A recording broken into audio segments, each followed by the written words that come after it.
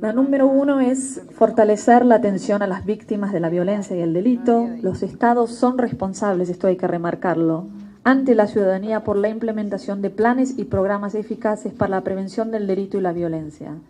Cuando, a pesar de la actividad preventiva, se producen víctimas de delitos o hechos violentos, el Estado tiene la obligación de brindar a estas la debida atención conforme a los estándares internacionales.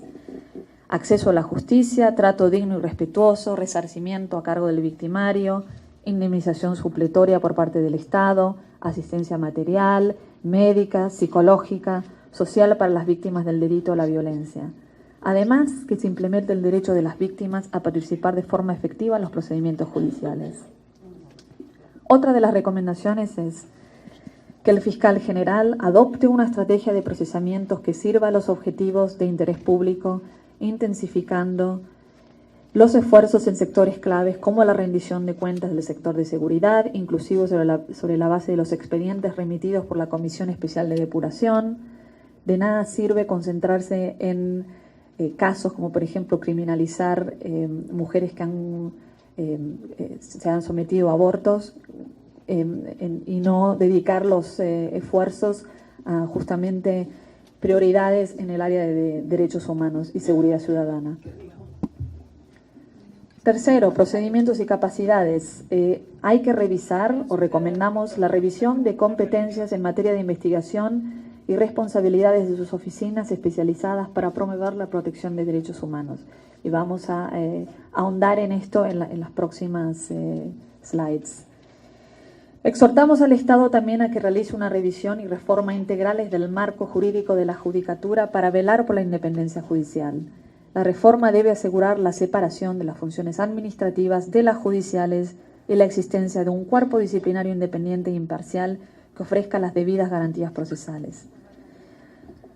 Creo que es la última recomendación, el caso que ustedes todos conocen, el caso López Lone contra el Estado de Honduras, cuya sentencia fue emitida el 5 de octubre de 2015, donde se condenó al Estado de Honduras por haber vulnerado la libertad de opinión y expresión, derechos políticos de 4 jueces por participar en manifestaciones pacíficas contra el golpe de Estado, y se ha condenado o se ha ordenado la restitución a sus puestos, a no ser que hubiera imposibilidad justificada.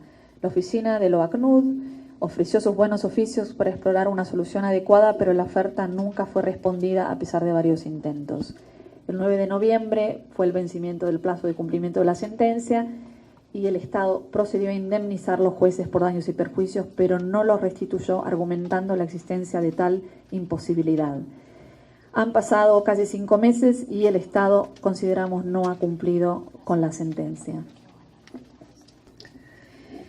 Alentamos a que se lleve a cabo una reforma integral del sector penitenciario que cumpla con los derechos humanos, reafirmando su carácter civil, excluyendo a los militares o los policías de la gestión del sector y de las prisiones, así como garantizando que los civiles permanezcan detenidos únicamente en instalaciones civiles.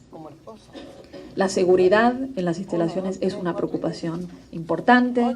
En septiembre, las autoridades del Estado anunciaron reformas para mejorar la seguridad, incluyendo reclusión de internos en regímenes de máxima seguridad. El ACNUD Honduras observa que si bien los regímenes de máxima seguridad no son incompatibles con derechos humanos, estos deben utilizarse como una medida de último recurso y decidirse en razón de criterios definidos por ley, evaluaciones individualizadas de riesgo, revisadas periódicamente como se indica la legislación nacional. Además, la investigación por las muertes que ocurran en las instalaciones es débil y resulta en impunidad, como es evidente en el reciente caso del incendio de Comayagua. Otra de las recomendaciones es fortalecimiento del Comité Nacional de Prevención contra la Tortura, tratos crueles, inhumanos o degradantes.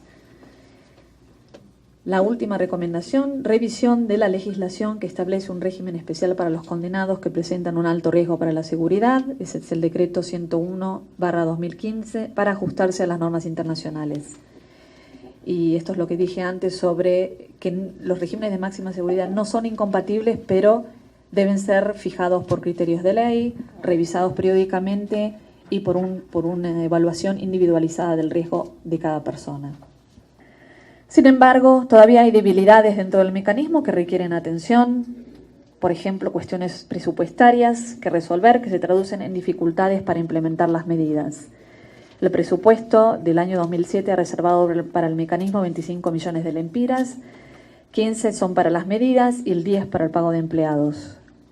Hemos observado que ciertos sectores estatales que están obligados por ley a participar en el mecanismo, en el Consejo, por ejemplo, no lo hacen o delegan a subordinados, y esto tiene como resultado una debilitación del mecanismo. Nuestra opinión es que todavía falta el compromiso político a alto nivel que es necesario para enfrentar el problema y construir una respuesta robusta a través de los mecanismos adecuados. El Estado, en un esfuerzo de crecimiento económico, ha promovido la explotación de recursos no renovables, minería, en Honduras zinc y todavía oro, o de los recursos naturales, madera, producción agrícola. Como ejemplo, según el informe de desarrollo humano del PNUD del 2016, Honduras ha perdido el 43% de sus bosques entre 1990 y 2015. En el área de la política energética se ha favorecido las fuentes de energía renovable mediante proyectos hidroeléctricos y eólicos, entre otros, con el fin de reducir el uso de combustibles fósiles. En el año 2010, un decreto legislativo aprobó 40 contratos para proyectos hidroeléctricos, 21 de los cuales afectarían a comunidades lencas, garífunas, pech, tahuacas, misquito y tolupanes, que no fueron consultadas previamente, incluso la conocida represa Aguasarca en la región del Río Blanco. El resultado ha sido desprotección y violencia. En 1994 se creó la Fiscalía Especial de Etnias y Patrimonio Cultural como un organismo especializado del Ministerio Público para conocer las denuncias sobre violaciones de los derechos de los pueblos indígenas y velar por la aplicación de estándares internacionales y observancia del debido proceso de personas indígenas que enfrentan procesos judiciales. Es una fiscalía pequeña, con escasos recursos, a pesar del hecho que en los últimos años ha atendido numerosas denuncias relacionadas con asesinatos de líderes indígenas, usurpación de tierras y aprobación de proyectos de desarrollo sin consulta previa. Solo en 2016 se presentaron 101 denuncias contra los derechos de los pueblos indígenas, de los cuales 87 están en investigación y 14 han sido judicializados. La Fiscalía ha venido trabajando para procesar altos funcionarios por otorgar licencias sin consultas. En el 2016 se recibieron 2 denuncias por violaciones a la consulta previa, que aún no están en fase de juicio oral. En años anteriores se presentaron 49 denuncias relacionadas a la falta de consulta previa, de las cuales 6 fueron judicializadas y 4 cuentan con un auto formal de procesamiento. Nuestras recomendaciones, para terminar: alentamos al Estado a que participe en una evaluación integral y participativa de la situación de los derechos humanos de los pueblos indígenas a fin de reformar y elaborar políticas y marcos jurídicos adecuados.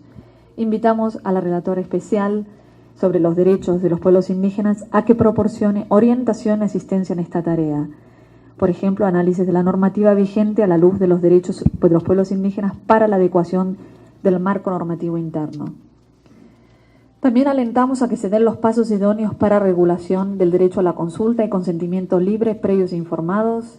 El 5 de mayo del 2015 se creó una mesa de trabajo interinstitucional para la elaboración de la ley.